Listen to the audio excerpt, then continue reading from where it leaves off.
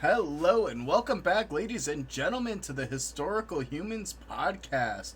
And on today's episode, we're throwing it back a few million years. But before we get there, my name's Justin Woods, and I'm joined today by my fellow co-hosts, Coleman and Aaron Gilpin.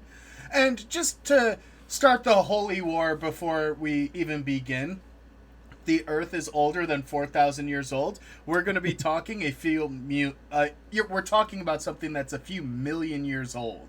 It's hard to get around it. We have to just address it. The So, world is old. yeah. So, Older than I didn't know 4,000 we had years. those kinds of viewers. yeah. Oh, you'd be, you'd be surprised, and it's always good to protect your bases because today we are definitely doing something a little out of the box for us. We are stretching the definition of human history, to go all the way back to probably one of the last points in time that you could reasonably argue, humanity was on the Earth, Hey, and that is the reign I just of want to point out that Australopithecus Afarensis. Colum, I just want to point out that that little logo to your bottom left, the I very know. first rung of that is I know. Australopithecus I know. Afarensis. They're right there. That's what I'm saying. We're going all the way back to the earliest points. This is the last ditch stop between archaeology and paleontology here. Okay, this is It's our like the last. overlap.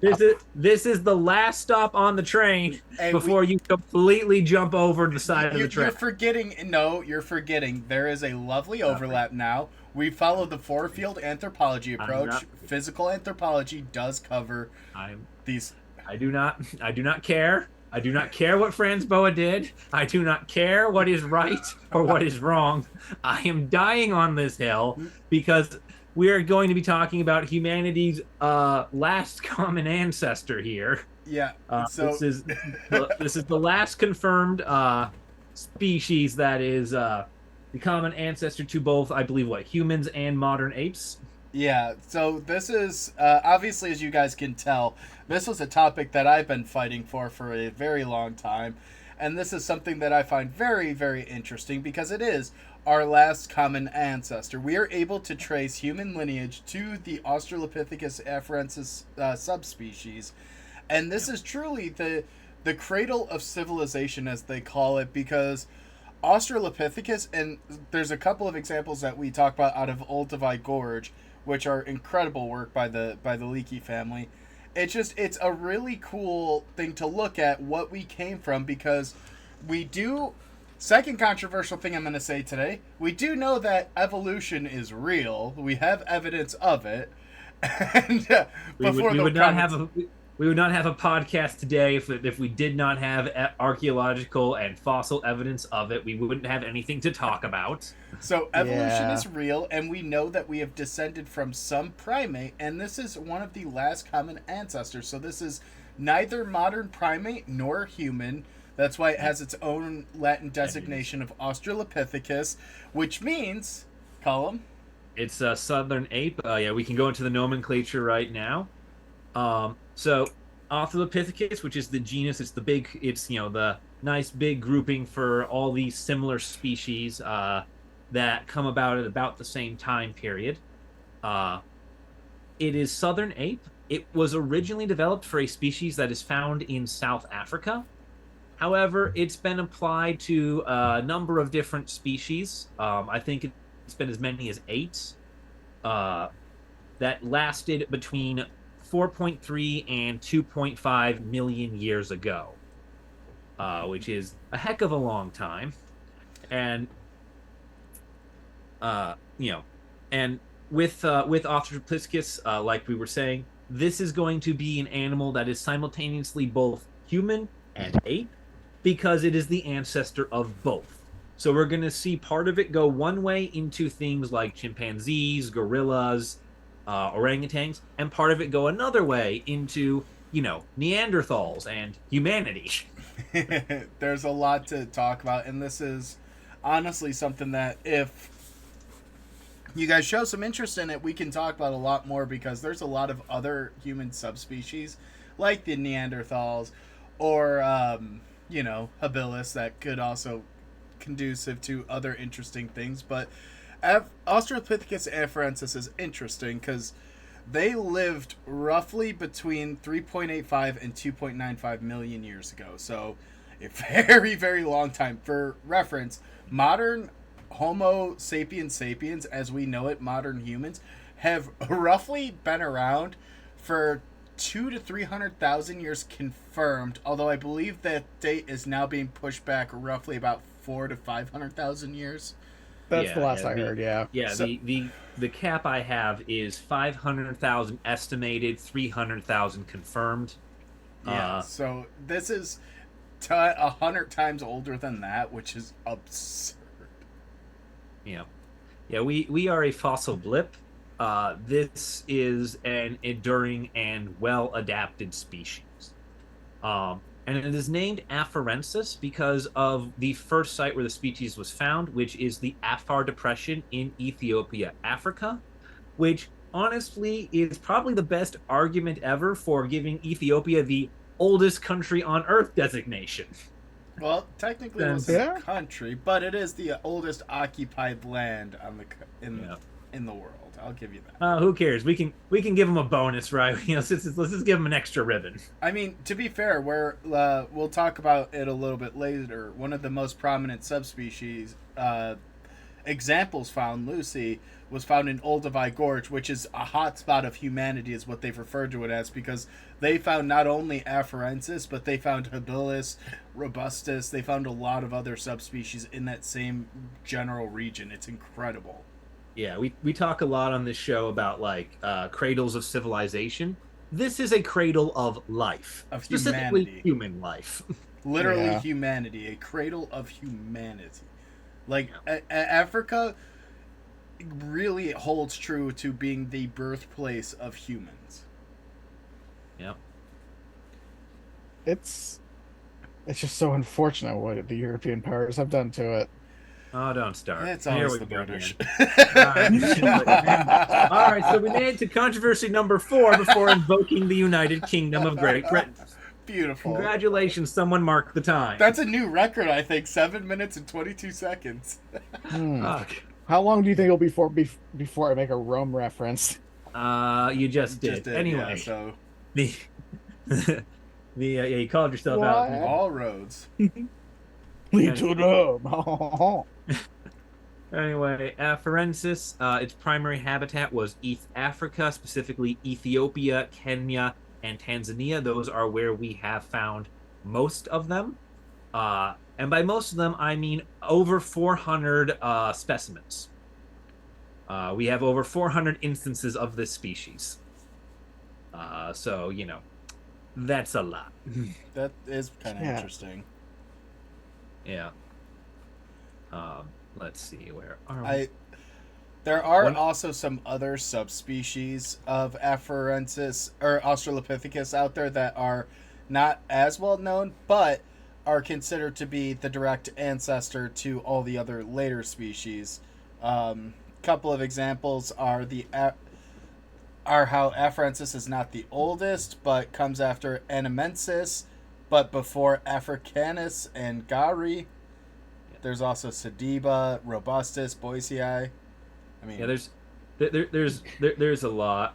And one of the fun things with Afarensis that this kind of beats around a little bit is there's a bit of a controversy as to whether or not Afarensis should be considered an Australopithecus.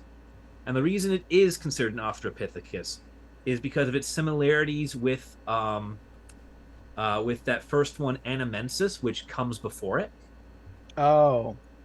However, there has been a push for Australopithecus to get its own separate genus, the genus of Preanthropus, because Australopithecus is not only, Afarensis is not only the, progenitor of all the other Australopitheci species that come after, but it's also the progenitor of all the the Paranthropus genus. So it literally creates a whole nother extinct genus of humanity. That's the one where it's like they're much larger. Yeah, they're but the bigger ones. Exclusively herbivores. Yeah, and they live within like the time frame of Australopithecus and die out. It's Oh, really so interesting how yeah, the many. fun way. Yeah, Oh, sorry. yeah, just I was gonna say, funny enough, how they died out. It's because their food source kind of disappeared. so yeah. It's like they kind of like there's that argument there of like Australopithecus afarensis gives birth to both all the other Australopitheci and this whole other genus that has nothing to do with the Australopitheci. I just think it's So interesting that how is the many argument. extinct lines of genus there are throughout this evolutionary chain, because we talk about a few in the human genome that have failed, like the Neanderthal habilis, but all the different Australopitheci and even that entire other subgroup, like when you look at the family tree, it's extensive and there's a lot of overlap. So it's very interesting because as modern humans, we think of ourselves as a very exclusive, like unified species, but there was a time in which there were multiple different human variants running around. Yeah, yeah, we took care of that real handedly, didn't we? Well, we bred or killed our way out of all of them, so That's what I mean. We took care of it. Uh, Homo sapien sapien. Oh God, we Listen, do not need to bring that listen, up. we borrowed some things along the way, like red hair. The post-occipital compression, the And post. also Uh, just depression in general. does that come from Neanderthal? I believe it. That I was one believe of it like comes. that was a headline I saw like years ago. I didn't like click on it because I was just like, that's a stretch. But I there's don't want to also read that. cranial ridges we get. There's different things that all are borrowed from other. Brow ridges are the most prominent one, though. If you got it, Yeah. prominent one. Congrats. Oh Yeah. no. Anyway, You want to see if before, you're before we get into a rather unfortunate quote unquote science from the Yeah, 1800s, we're not going to get into that science. let's look at some of the fun things about it. So this uh Afarensis here is also known as Lucy species because Lucy is the name given to a nearly complete Afarensis skeleton, Lucy whose official in the name, sky. because science has to name everything like it come out of a computer, is AL288-1. oh yeah. But she is named after Lucy in the Sky with Diamonds by the Beatles because of the. I would put her as like a physical anthropologist, but the people excavating them, Lewis and Mary Leakey. No. Oh. This one wouldn't be Leakey. This would be where is his name? Donald Johnson. Oh, was he working on their same excavation? So Johnson and Leakey were working in two competing sites. Leakey was in Tanzania, and Johnson was in Ethiopia. And Johnson found Lucy, and Okay. Leakey found what is known as LH4, which is a jawbone. That is the um, as I'm gonna scroll around our notes to see if I can find which is the type specimen for Afarensis. A type specimen being the official representative standard for what a species is, as in that every fossil that is found is compared to LH4 to determine whether or not it belongs to Afarensis. So, Isn't that uh, a bit problematic though? Because again, for those you who aren't as familiar when it comes to like the fossilization process, uh, what we find is what we find. A lot of times we don't know what the standard actually is yeah. because it's like, could just the weird one be the Mhm. one that comes out like that we find, the weird one of the main group. Yeah. That's usually how new subspecies are actually discovered, which is honestly kind of impressive. Is yeah, they find a specimen that they're like, this kind of fits, but it's not 100%. It's you ever see those children's toys where it's like a square, a round, a triangle, a circle, a square, a triangle. It's them trying to put it into the same box and going, no, no, no. And then just carving their own little niche. Oh yeah. Yeah, But a lot of times it's determined based on based on their dentition, their dental layout. It's based on bone structure, bone fragments. So they do make educated, Yeah, reasonable assumptions the, with the remains. and Oh about yeah, yeah, for about sure. I half of the identification for Afarensis comes from dentition. Yeah. Specifically, I believe slightly elongated canines and large molars. Enlarged molars is, I think, the typical line of it on a rectangle jawbone, uh, which is really weird. Afarensis has some weird stuff going on with it. We can break him down play by play in a minute. would say, yeah, that's a new one for me. Yeah, no, It's it is. because they had a higher jaw biting power.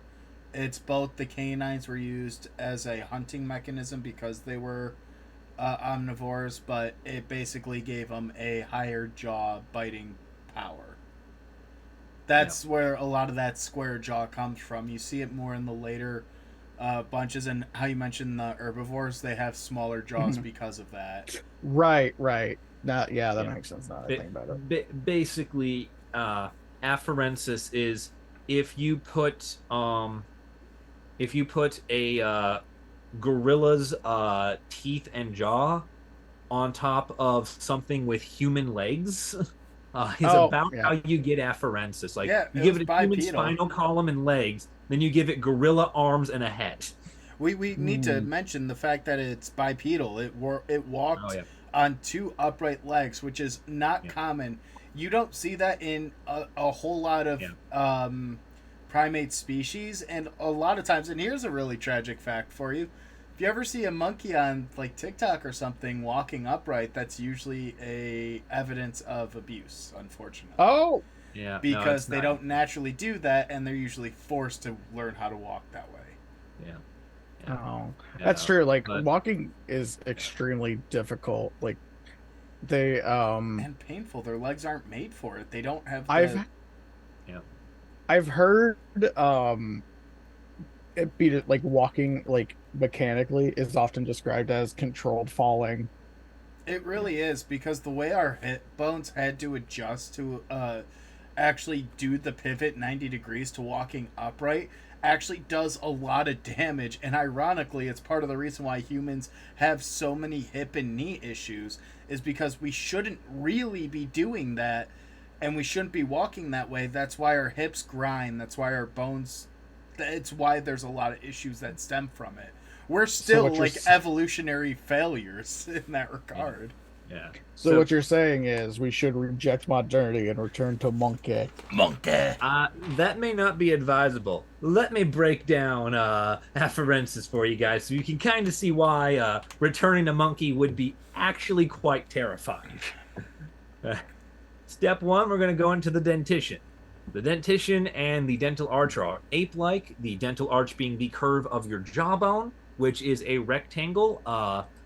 In Afarensis, like apes, humans have a curvature. We've buffed that down into a nice little sort of oval shape, as opposed to this sort of squared up rectangular jaw, which is made for crunching things. Yeah. So that's terrifying. Number two, cranial capacity is down to 380 to 530 cc, or about 23 to 32 cubic inches, which is about the third the size of modern humans. So say goodbye to most of your memory processing. Yeah. We do get to keep our terrestrial striding bipedal gait, walking upright on two legs like a modern human.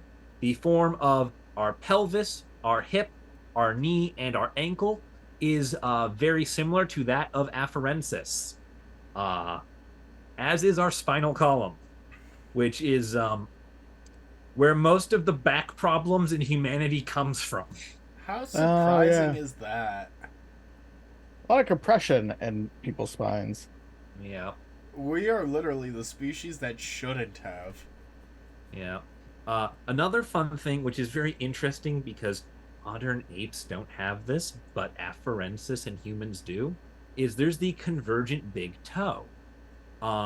Meaning that your big toe is lined up with all your other little toes on your feet, and is not sticking out to the side like a thumb. Speak for yourself. Yeah. Oh dear God. Gotta Thank you, ladies and gentlemen. Beast from the X-Men. He's here with us now. pay extra to see it though. Yeah. Yeah. So most apes get that thumb-like big toe, and Afarensis is kind of really where we see that not exist. So the fact that it comes back in one of their descendant communities is it's very terrifying and just sort of proof that walking upright is a horrible idea for so many reasons. I mean, and there's a lot of external factors too that do play a massive role in this, and where you do see a lot of these differences in the species is very basic. The location and region that they're in areas where they're able to grow and don't have a whole lot of trees that they could sway on, that's actually where we start seeing them walk bipedally, is because they weren't able to use their brachial arms. They weren't able to swing from tree to tree, so we almost lost that. And that's why you see a lot of humans begin to walk upright and a lot of apes too. Afarensis does still have aspects of that, but this is really where we start seeing that break from it, because you see certain descendant species no longer do that as it's eventually bred out, as they transition to the plains environment versus the jungle environment that they had originally been in. Yeah. By the way, speaking of brachial arms, Afarensis has those too. It has the elongated arms compared to its legs, meaning that it is simultaneously a walker and a climber. Oh, Yeah. that's right. Yeah. It is both. It is terrifying, and it is both. There's something I really wish I could say, but there's a lot of racial tension, so I'm just going to avoid it. But there is something very similar with the elongated arms.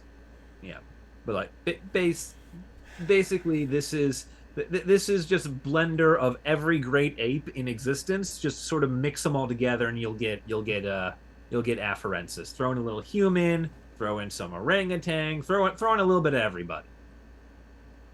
One of the other things they have is dimorphism. Like many early hominid species, there were major physical differences between the genders within Afarensis. For example, males are much larger and heavier than females. Male Afarensi would have been about 151 centimeters or 5 feet tall, and could weigh anywhere from 45 to 68 kilograms or 99 to 150 pounds.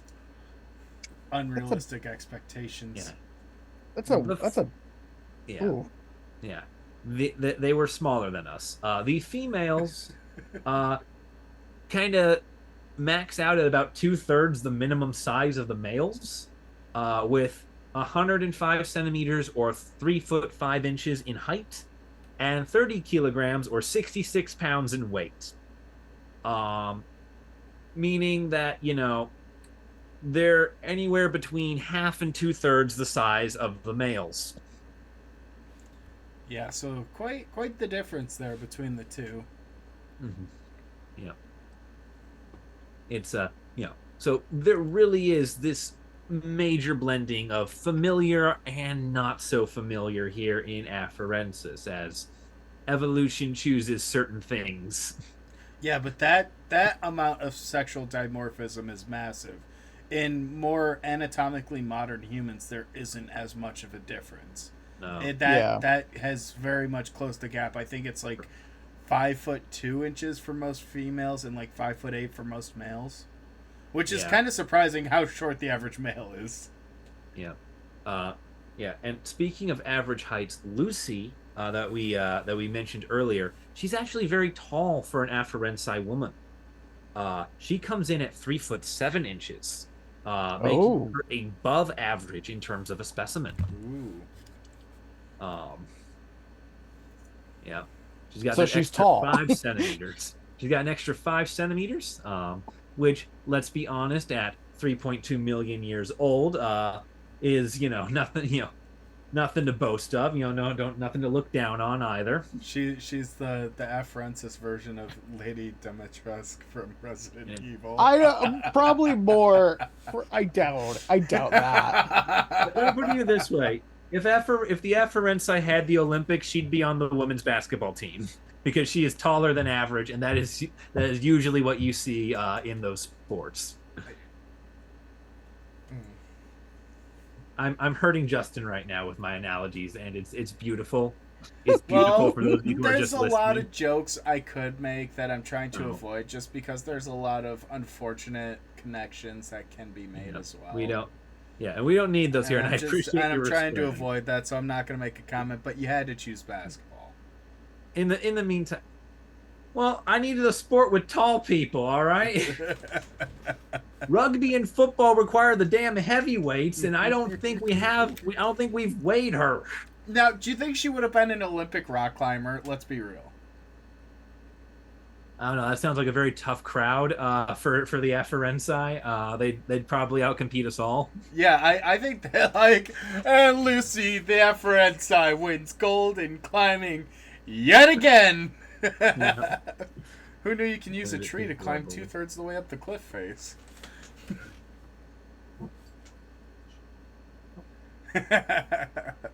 Yeah. All right. So the two teams that were fighting, eh? Yeah. So yeah. Afarensis is discovered in 1974 by two teams at two separate sites, 1,500 kilometers apart. Wow. Team 1, led by Donald Johnson, worked at Hadar, Ethiopia. Team 2, led by Mary Leakey, worked at Laetoli, Tanzania. And what they ended up finding was that the fossils found by both teams had similar features and age, meaning they came from about the same time period and they looked about the same. And they didn't match any known creature except each other. Like I said, that's the way to discovery. Yeah. 4 years of argument later, and in 1978, we get the official scientific designation for the creation of the new species, Australopithecus Afarensis, which is really fun because you have Mary Leakey and Donald Johnson fighting over who found it first. Oh, yeah. I just feel bad if anyone's playing a drinking game with Australopithecus Afarensis. Please don't. We have no idea the Australopitheci tolerance for alcohol, and we would not want to see an inebriated version of this species. Oh, no. Be kind of funny, though. Aaron, you cannot get the proto-human drunk. Okay, I think I know what Aaron is doing with a time machine. And 100%. 100%. Unfortunately, this is called mead. Unfortunately, it explains something we're going to look at later, which is the Laetoli footprints. You'll see why this is proof that we can't trust Aaron with a time machine.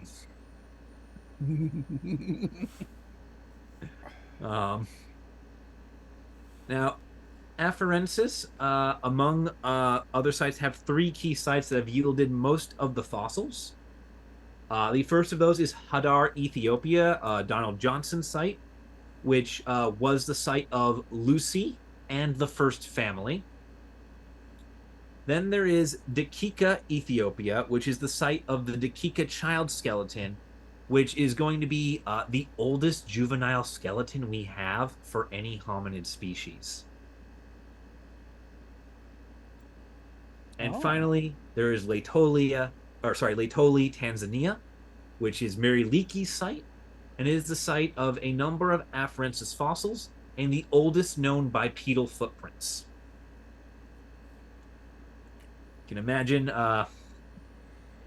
why Aaron might use that one as a place to go back to with his time machine, since there's just footprints there and not beer cans.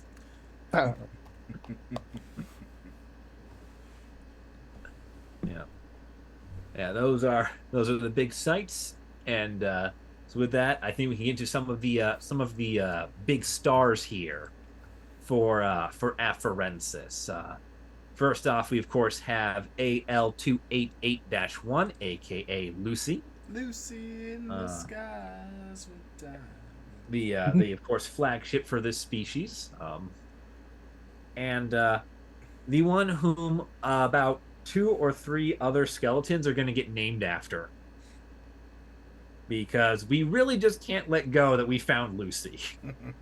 We have to constantly remind people that we found Lucy in literally everything we do with this species. I mean, to be fair, when you have a like super famous example where people instantly know, you do want to harken back to that. Yeah. And for a lot of scientists, it's both ego but also funding. Yeah. Yeah.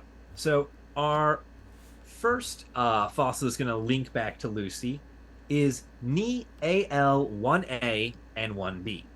Now, this is a 3.4 million year old knee that is discovered in Hadar, Ethiopia in 1973. So a year before we had anything really on Afarensis. This is technically the first Afarensis fossil we have.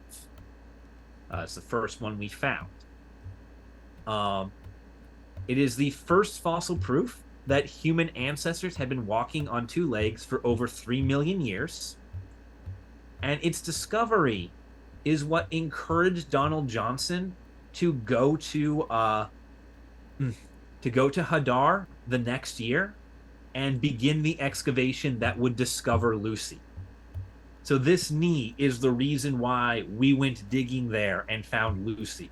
I still could not imagine being the person to uncover either one of those specimens in their unit. Like, I have toiled over long hours of just culturally insignificant soils where you're just scraping through dirt. I can't imagine that final moment where you hit a skeleton and you're like, this is something, and then you start digging in and you're like, wait, this is something. Like, that realization must have sent chills down their spine. Yeah.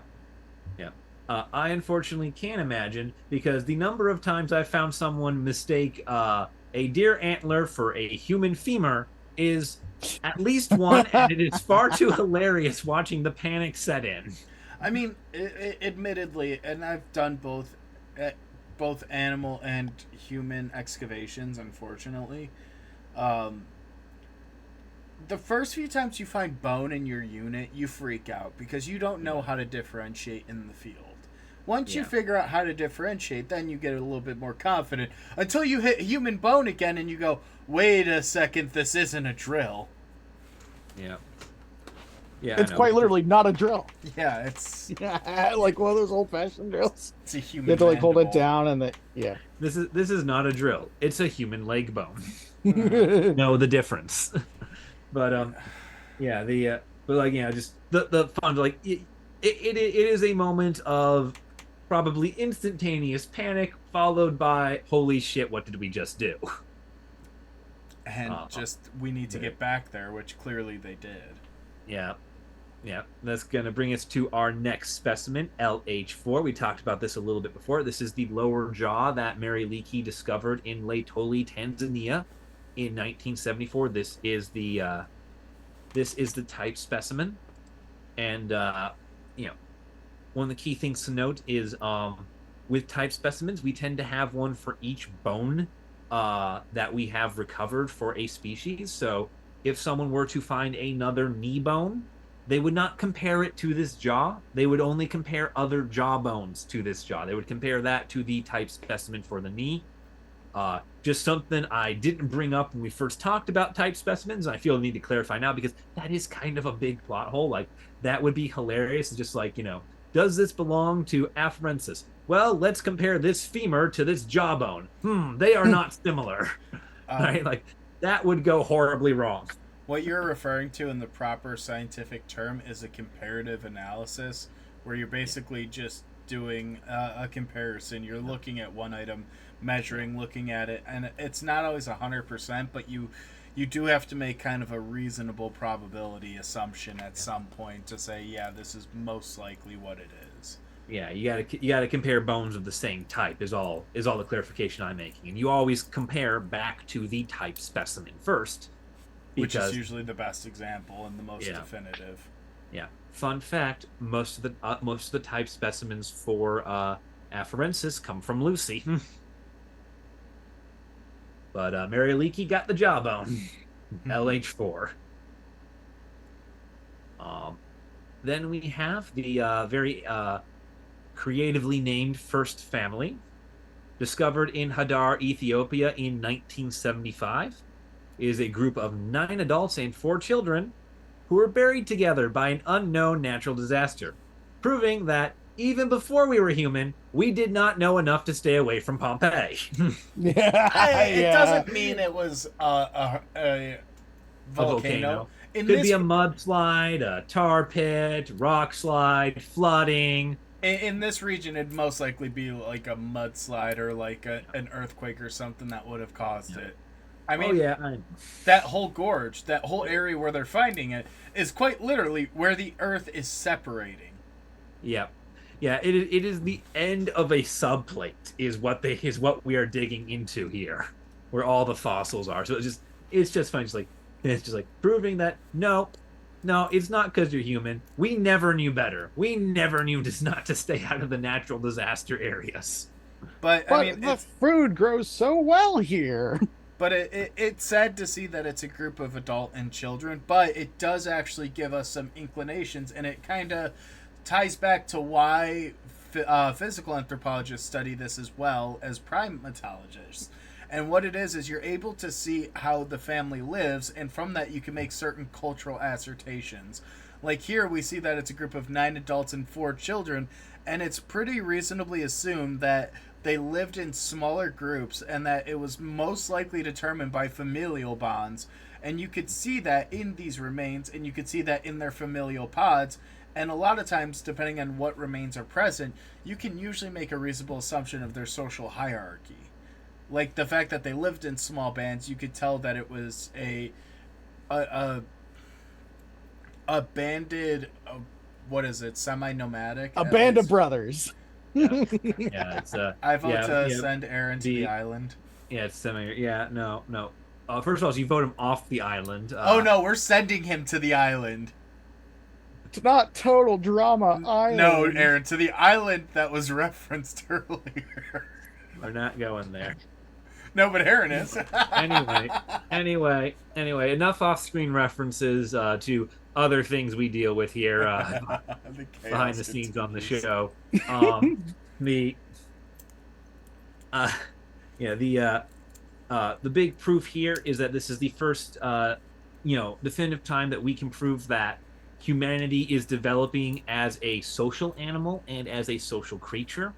Fossils are so rare to find that finding clusters of fossils that all date to almost the exact same time is a very big deal. Just having that definitive proof that, yeah, they would have existed in groups, and those groups would have presumably persisted for extended periods of time, seeing as how we have 9 adults and 4 children. Hominids have never exactly been known for doing the sea turtle strategy of, giving birth to your children and then having them simulate D-Day to see which ones are worthy of time. Yeah, and that's also another really big impact that a lot of times these fossils can tell us is both child care, child rearing duties, and also a certain level of care. Because, I believe it was Margaret Mead who was quoted with saying, "Do you know what the first mark of civilization is, or like of humanity?" Oh, yeah. It's showing that you care for your weakest and most wounded, the elderly and the infirm.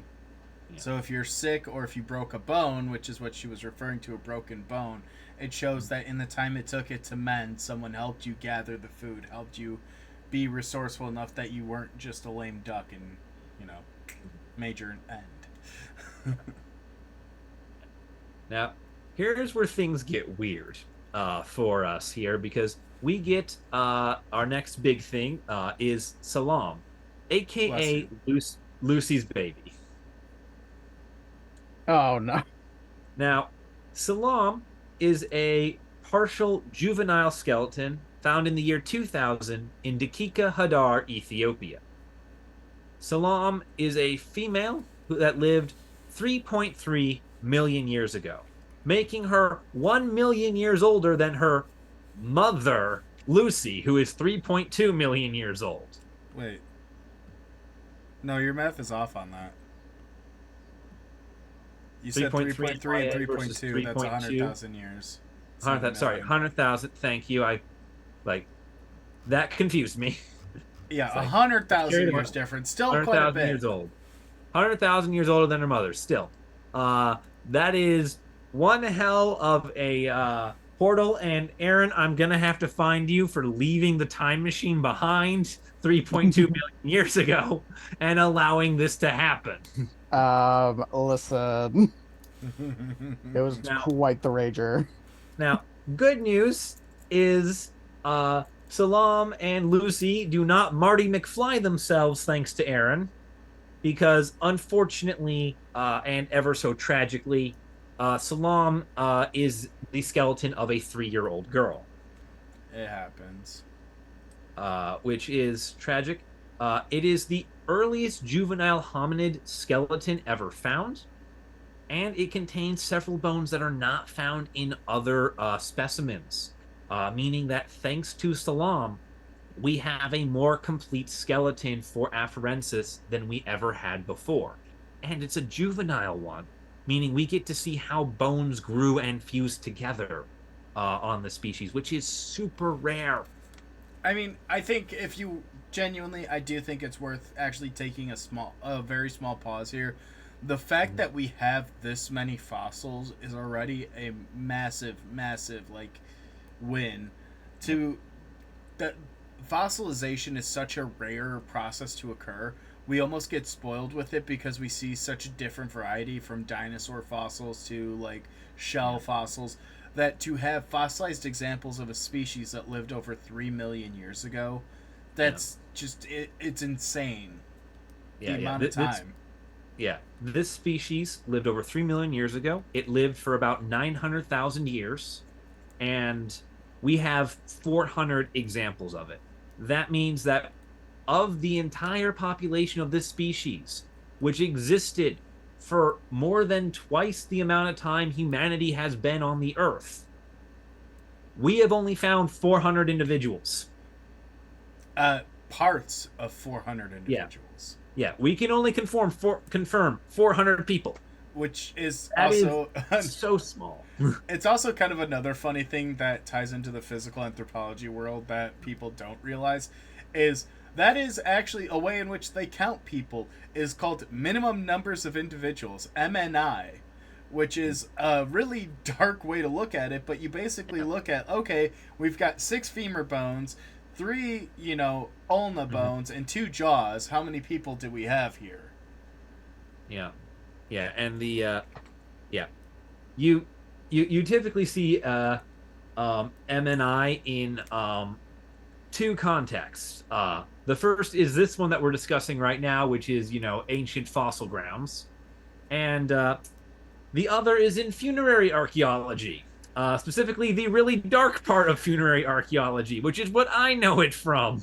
And I'm just gonna let the I wasn't even gonna touch on that part. PTSD flashbacks keep going behind me here, as I remember.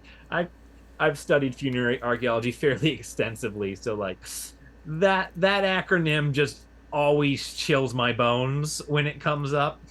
Like I said, I've done excavations, and that is sad, but. And yeah, it's one of the things where just the level and rate of fossilization is unreal. It takes literally the perfect conditions that are so rare. I mean, the only reason we have the family is because of a natural disaster. That's effectively the same as Otzi, the Iceman, being frozen in a glacier. Yeah, it's a 1 in a million. Yeah, it's not only is it 1 in a million, but it's 1 in a million, and it's an unspeakable tragedy in its time. That is what we are witnessing with the first family, is this entire group getting wiped out in a single instance. Hey, have you guys seen Steve and his family in a while? They weren't at the annual Sun celebration. The annual I sunset. wonder what happened to the Lars Moisture Farm. We should go check up on them. Oh no. But anyway, enough darkness. We're gonna get to talk to one of the most fun named specimens here. We get to talk to Lucy's big brother here, Kandenumu. Who's only 200,000 years older than her. He is, I believe, 400,000 years older than her, and 300,000 years older than Salam, Lucy's baby. So, for once, the big brother statue kind of fits, seeing as how at least he's older than the person he's supposed to be the big brother to. So we did something right. Now, Kandenumu here, he's a partial male skeleton found in Afar, Ethiopia, and he was dug up between 2005 and 2009. Wow. He's 1.6 meters tall. He's 5'3", lived 3.6 million years ago. He's 30% taller than Lucy, and this is one of the big things that suggested the dimorphism we covered earlier, was the fact that he is so much bigger than Lucy. Both he and Lucy are confirmed adults. And so either in 400,000 years, Afarensis rapidly shrunk, or there is a distinction between male and female physiologies in this species. Which it should be noted too, one of the things that leads into the theory of this such large dimorphism is there were a lot of subsequent species of Afarensis that were also very dimorphized. Yeah, dimorphic, yeah. Yeah, so... Dimorphic. It's weird trying to conjugate this word. It really is. But 5'3", I mean, that's taller than some men I know today. Yeah. He is, he is still technically a small boy, but he is getting up there. We stand short kings, all right? Don't hate on them. Yeah. I don't know what you're talking about. I can't see people who are that short. I know. I'm too much taller than them. Yeah, it's a good thing we no longer have the short one here. Anyways. Yeah. We don't need a hate crime. Yes. You want to talk about the Latali footprints? Yeah, so the result of Aaron's party, unfortunately, the Latali footprints, which were a series of footprints that were 24.4 meters long, or about 80 feet, that were of Afarensis footprints by two individuals. And what's really interesting by it, one, is that it's in a layer of volcanic ash that was deposited 3.6 million years ago in Tanzania. So it means that these people went for a stroll on recently deposited volcanic ash, and then it eventually solidified and fossilized and became stone. So they had probably survived this volcanic eruption and were out searching for food or transporting themselves, and we have evidence of it, which is phenomenal because this shows a lot of their bone structure in their feet, which is interesting, which also includes a strong arch in the foot bones, which is very similar to modern humans. So we can kind of see their feet, you don't have to pay extra for this. Yeah. And once again, Afarensis is proving that humanity will not ever, nor has it ever, had any sort of willingness to stay away from the natural disasters. Hey, it just follows. We will settle Vesuvius, and it will kill us every time, and we will keep settling it. Okay, but pretty mountain. I know. Seaside I know. town. It's so green when it's not smoking. Literally just look at humans, especially the ones that live in Florida. Like, oh, Florida's great except for the 3 months it's over 100 degrees or the storms that blow our houses down. Mm-hmm. Or the fact that it's probably not going to be here within like 150 years. If we're lucky. What are you talking about? This means your landlord becomes a gator. Oh no, not the swamp puppies. I didn't pay rent this week. Yeah, The only that's person that would win is that guy from TikTok who goes after the swamp puppies, but that's a different story. uh, Yeah, so the yeah. footprints are an interesting event, and it's something kind of cool. And, you know, And this is such a. I guess for a minute here, we could just talk about the impact of this, because this truly lays out a lot of the foundation of what we later build on with future hominid species, because we look at similarities in their bones from the different variants of human, from Neanderthal to the Afarensis, and we could see what traits actually proliferated or what changed between the different species. Yep. And one of the fun things too, specifically with the Latoli footprints, is they were found in Tanzania between 1976 and 1978, which means that this is one of the things that Mary Leakey did. Uh, and Mary Leakey being the mother of fossils that she is. She's one of the figures who is kind of a celebrity in our little archaeological nerd circle. Anthropology as a whole, but yeah. Yeah, yeah. But it's always very fun to get to talk about one of the early titans of the field. Some people get remembered for very questionable practices and ethical decisions, like Schliemann! Yeah. Yeah, and, yeah. and some people get remembered for being someone who is truly foundational, like Leakey was. This woman was prolific, and she really, really knew her stuff. She knew how to find fossils. She knew how to keep them, how to identify them. Like she understood the process. Her and her husband Louis Leakey were incredible, and I think that their daughter also worked there. Like the Leakey family have continued the work for decades. I mean, they're foundational in the field, both the entire family. But it's very interesting to me because, we talk about how humans have descended from what a lot of times are referred to as apes, but the great apes are from the primate side of the house. Like, we talk about that, but you don't really see it as often until you actually look at the fossils. And my undergrad was really nice because we had a comparative sample of Afarensis skulls, of robust skulls.